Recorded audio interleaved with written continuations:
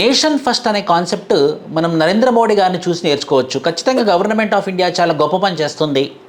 ఏదైతే Trump American president ఇండియాని భయపెట్టిస్తున్నాడో, మీరు కనుక రష్యాతోని ఆయిల్ ఇంపోర్ట్స్ చేసుకుంటే కనుక మీ మీద సుంకం పెంచుతానని చెప్పేసి టారిఫ్ని 0 నుంచి 25% చేసి 25% నుంచి 50% చేసి మీరు ఖచ్చితంగా రష్యాతోని సత్సంబంధాలు బంద్ చేసుకోవాలి, లేకపోతే నేను అలానే టారిఫ్స్ పెంచుకుంటూ పోతానని ఏదైతే బ్లాక్మెయిలింగ్ రాజకీయాలు చేస్తున్నాడో, ఖచ్చితంగా చెంపపెట్టులాగా మన నరేంద్ర మోడీ గారు ఏమంటున్నారనంటే, మేము ఆయిల్ ఇంపోర్ట్సే కాదు మేము ఫ్రెండ్షిప్ కూడా చేసుకుంటామని చెప్పేసి ఫోన్ కాల్లో నరేంద్ర మోడీ గారు రష్యన్ ప్రెసిడెంట్ పుతిన్తో మాట్లాడడం జరిగింది. అంతేకాకుండా 2 days back national security advisor గారు పుతిన్ గారిని కలవడం జరిగింది.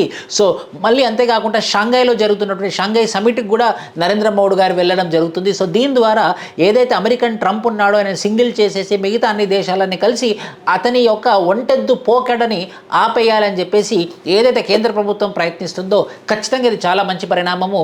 ఇలా కనుక బ్లాక్మెయిల్ చేసుకుంటూ పోతే మన డిప్లొమసీ, మన ఇంటర్నేషనల్ రిలేషన్స్ మనము అమెరికాకి తాకట్టు పెట్టిన వాళ్ళం అవుతాము. సో ఏదైతే ఇప్పుడు కేంద్ర ప్రభుత్వం ఈ మూమెంట్లో చేస్తుందో ఖచ్చితంగా అది చాలా మంచి పని. మనం నేషన్ ఫస్ట్, వేరే కంట్రీస్కి ఎట్టి పరిస్థితిలో తల ఒగ్గమని చెప్పేసి చాలా గట్టి సింబల్ అయితే పంపిస్తున్నాము. Thank you. జై హింద్.